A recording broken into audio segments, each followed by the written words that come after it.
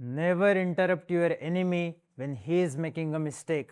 म्हणजेच तुमचा शत्रू जेव्हा चूक करत असतो तेव्हा त्याला कधीही अडवू नका. फ्रान्सचा सम्राट नेपोलियन बोनापार्ट याचं हे वक्तव्य. नेपोलियनचं असं म्हणणं होतं की जर तुमचा शत्रू त्याच्या निर्णयाद्वारे स्वतःलाच कमकुवत करत असेल तर अशा वेळी आपण शांत राहावं. संधीचा फायदा घेऊन शत्रूवर हल्ला करू नये, कारण असं जर केलं तर शत्रूला त्याची चूक समजू शकते आणि तो ती चूक सुधारू शकतो. सध्या नेपोलियनचं हे वक्तव्य चर्चेत आलंय इराण आणि अमेरिका यांच्यातल्या युद्धामुळे. या युद्धात एक देश असा आहे जो सध्या शांत बसलेला आहे, तो काहीही करत नाहीये. शत्रू एका पाठोपाठ एक चुका करतोय आणि हा देश हे सगळं घडू देतोय. या युद्धात स्वतः काहीही न करता या देशाला सर्वाधिक फायदा होतोय. हा शांत बसलेला देश आहे चीन आणि चुका करत असलेला त्याचा शत्रू आहे अमेरिका. सध्या इराण आणि अमेरिका यांच्यात युद्ध सुरू असलं तरी हे युद्ध चीन जिंकत असल्याचं म्हणलं जातंय. हा विषय नेमका आहे काय? या युद्धात अमेरिका चुका कशा प्रकारे करतोय? याचा चीनला फायदा कसा होतोय? इराण अमेरिका युद्ध चीन कसं जिंकतोय समजून घेऊया या व्हिडिओतून. नमस्कार, मी चिन्मय आणि तुम्ही पाहताय बोलभिडू. चीन आणि अमेरिका जगातल्या दोन सर्वात मोठ्या आर्थिक सत्ता. 20व्या शतकात जगावर प्रभुत्व मिळवण्यासाठी अमेरिका आणि सोव्हिएत युनियन यांच्यात स्पर्धा होती. या स्पर्धेत अमेरिका जिंकली आणि सोव्हिएत युनियनचा पराभव झाला. त्यानंतर आता 21व्या शतकात सोव्हिएतची जागा घेतली आहे चीनने.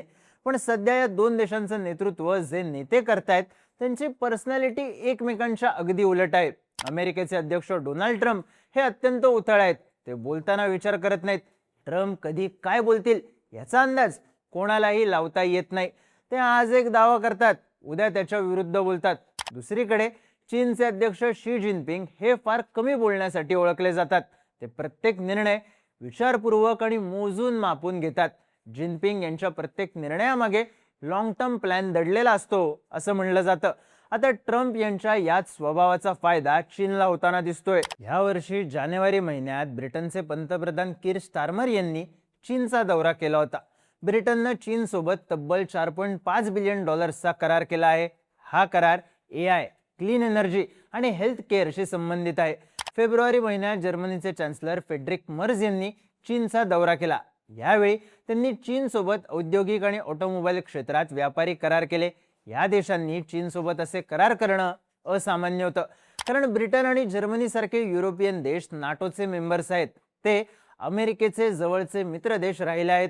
मात्र या देशांचा कल आता हळूहळू चीनकडे वाढतोय, कारण हे देश अमेरिकेकडे बेभरवशाचा पार्टनर म्हणून पाहत आहेत. आणि यामागचं सर्वात मोठं कारण डोनाल्ड ट्रम्प हेच आहेत. डोनाल्ड ट्रम्प यांनी गेल्या वर्षी सत्तेत आल्यापासून अनेक देशांसोबत टॅरिफ वॉरला सुरुवात केली. यामध्ये युरोपियन देश सुद्धा होते, जे जनरली अमेरिकेचे मित्र देश मानले जातात. यामुळे या देशांचे अमेरिकेसोबतचे संबंध ताणले गेले. जानेवारीमध्ये ट्रम्पच्या नेतृत्वाखाली अमेरिकेने व्हेनेझुएलावरती हल्ला केला. यानंतर ट्रम्प यांनी ग्रीनलँडला ताब्यात घेण्याची धमकी दिली. या धमक्यांमुळे युरोप आणि अमेरिका यांच्यातले संबंध आणखी ताणले गेले. त्यातच अमेरिकेने इराणवरती हल्ला केला आणि सगळी परिस्थिती बदलली.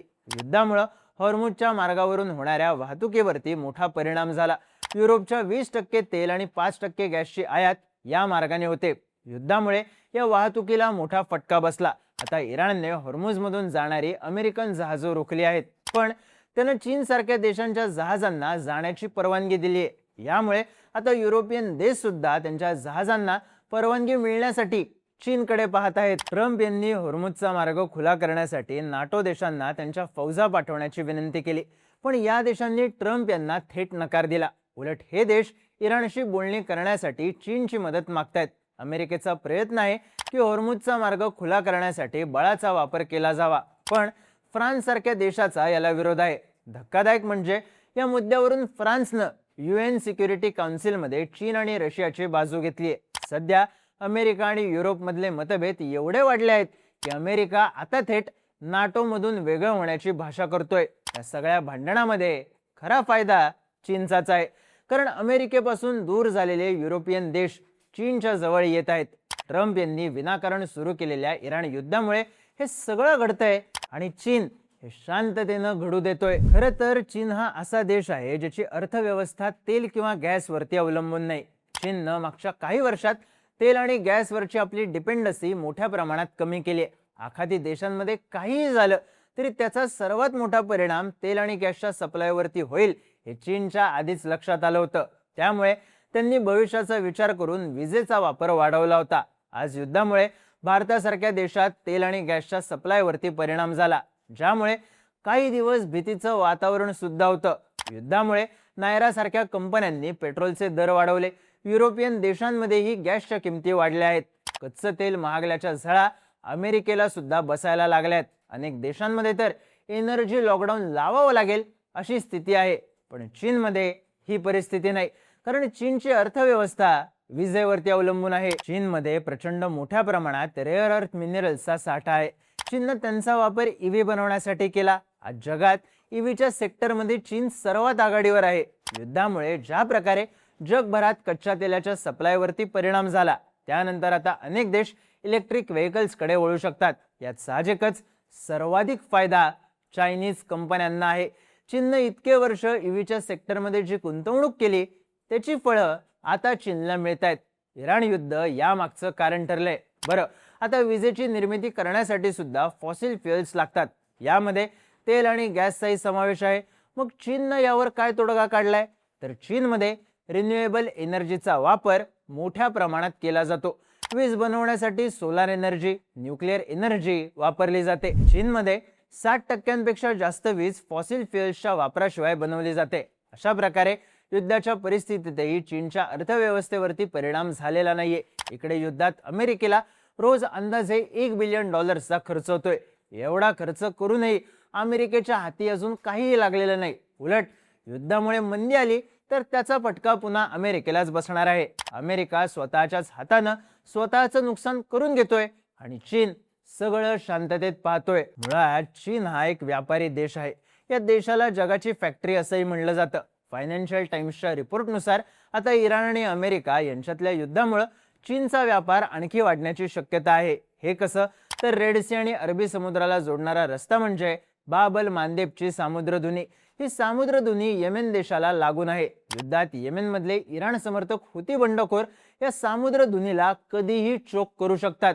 पण हुतींनी अजून हे केलेलं नाही, कारण चीनला हा मार्ग खुला ठेवायचा आहे. याचं कारण काय? तर हा मार्ग सुएझ कालव्याद्वारे युरोप आणि चीनला जोडतो. आज युरोपला जे काही हवंय ते चीन बनवतोय. युरोपला जे काही बनवायचं आहे त्यासाठी लागणारा कच्चा माल चीनकडे आहे.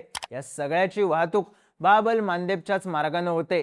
त्यामुळेच इराणनं हॉर्मुझचा मार्ग बंद केला, पण बाब अल मांदेबचा नाही. खरं तर युद्धामुळे चीन आणि युरोप आणखी जवळ आले आहेत. साहजिकच त्यांच्यातला व्यापारही वाढतोय. आज जगातल्या सर्वात मोठ्या ईव्ही कंपन्या, सोलर पॅनल बनवणाऱ्या कंपन्या चीनमध्ये आहे. CATL सारखी चीनची बॅटरी मॅन्युफॅक्चरिंग कंपनी एकटी ईव्ही बॅटरीच्या 30% ग्लोबल सप्लाय हँडल करते. युद्धानंतर युरोपमध्ये या सगळ्याची मागणी वाढणार आहे आणि सप्लाय करण्यासाठी चीन तयार आहे.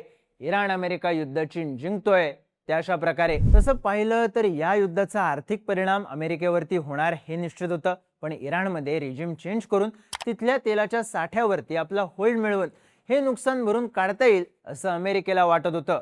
पण आतापर्यंत असं काहीही घडलेलं नाही. उलट इराणनं हार न मानल्यामुळे युद्ध लांबत चाललंय आणि अमेरिकेला आणखी नुकसान होतंय. या सगळ्यामुळे युरोपियन देश सुद्धा अमेरिकेपासून दूर झालेत. चीन हे सगळं शांततेत पाहतोय.